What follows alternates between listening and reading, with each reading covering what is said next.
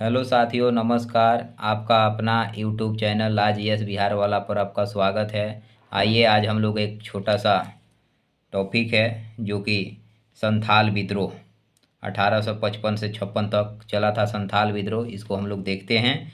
संथाल विद्रोह कहिए या हुल विद्रोह कहिए, बात एक ही है।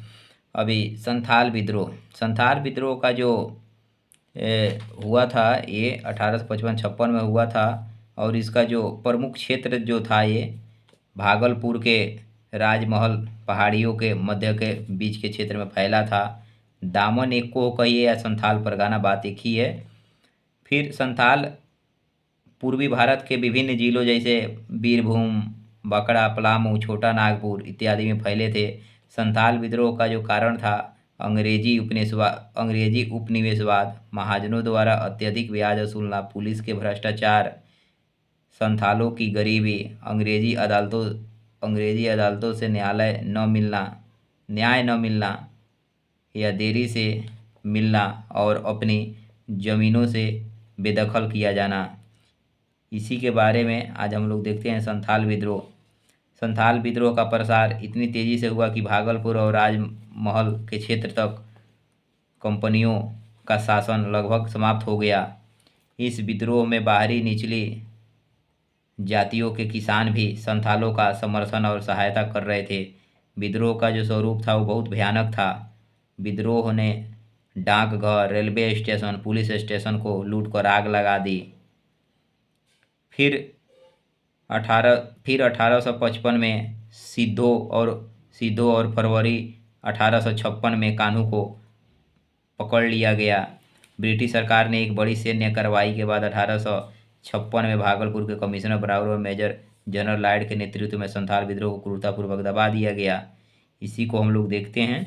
आइए अब आगे हम लोग जो है उसको देखते हैं, कंटिन्यू करते हैं।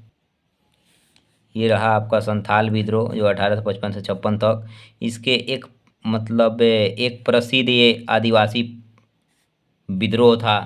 इस विद्रोह के जो नेता थे सिद्धो, कान्हू, चांद, भैरव नामक ये 4 भाई थे। इस विद्रोह का जो प्रमुख नेता थे वो सिद्धो वो कान्हू थे। पूछ लेगा आपको एग्जाम में कि इसके जो संथाल विद्रोह के जो प्रमुख पूछ लेगा या मुख्य नेता पूछ लेगा कौन थे, तो सिद्धो और कान्हू थे। चारों भाई नहीं थे। इसके जो प्रमुख या मुख्य जो नेता थे वो सिद्धो और कान्हू थे। जो क्षेत्र में फैला था वो जिस क्षेत्र में फैला था संथाल विद्रोह, वो क्षेत्र था दामन एक को या संथाल परगना, भागलपुर से राजमहल की पहाड़ियों के मध्य फैला हुआ था। फिर इसका जो संथाल विद्रोह का कारण क्या रहा? कारण ये था कि अंग्रेजी उपनिवेशवाद, पुलिस भ्रष्टाचार, महाजनों द्वारा अत्यधिक ब्याज वसूली, फिर न्याय देरी से मिला, अंग्रेजों जो न्याय देरी से देते थे उसके खिलाफ। फिर इसका जो स्वरूप था, संथाल विद्रोह का जो स्वरूप था, वो विद्रोहियों ने डाकघर, रेलवे स्टेशन, पुलिस स्टेशन को लूटकर आग लगा दी। फिर इसका जो स्वरूप रहता है वो अगस्त 1855 में सिद्धो और फरवरी 1856 में कान्हू को पकड़ा गया। फिर इस विद्रोह को दबाने के लिए मेजर बरो, ये एग्जाम में पूछता है, मेजर बरो के नेतृत्व में एक सेना भेजी गई जिसे संथालों ने हरा दिया था। अंततः भागलपुर के कमिश्नर ब्राउन और मेजर जनरल लाइड ने क्रूरतापूर्वक संथाल विद्रोह का दमन किया था। अब इसमें एग्जाम व्यूज हम लोग देख लेते हैं कैसे क्वेश्चन बनता है और पूछा जाता है। पूछ लेगा कि संथाल विद्रोह का नेतृत्व किसने किया था? तो संथाल विद्रोह का नेतृत्व जो किया था वो सिद्धो, कान्हू, भैरव, चांदे चारों भाई किए थे। लेकिन अगर ऑप्शन में सिद्धो कान्हू भी कभी कभी दे देगा तो सिद्धो कान्हू भी हो जाएगा, कभी कभी ऑप्शन में भैरव चांद भी दे देगा तो ये भी हो जाएगा आंसर। फिर पूछ लेगा कि 1855 में संथाल विद्रोह का नेतृत्व किसने किया था? तो सिद्धो कान्हू ने किया था।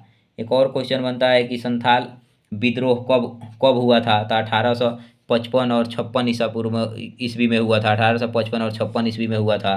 फिर पूछ लेगा संथाल विद्रोह का जो प्रमुख नेता थे, प्रमुख पूछ लेगा या मुख्य नेता पूछ लेगा, तो ये जो थे ये चारों नहीं थे। इसमें जो ऑप्शन में दे देगा सिद्धो कान्हू दे देगा, कभी ऑप्शन में एक ही का नाम दे देगा, सिद्धो को दे देगा, चाहे कान्हू को दे देगा, तो यही होगा आंसर। फिर पूछ लेगा कि संथाल विद्रोह कब हुआ था? तो 1855 में हुआ था। फिर जो एग्जाम में क्वेश्चन आता है वो पूछ लेता है कि 1855 ईस्वी में 1855 ईस्वी में संथाल ने किस अंग्रेज कमांडर को हराया था? तो वो जो अंग्रेज जो कमांडर था वो मेजर बरो था, उसी को संथालों ने हराया था।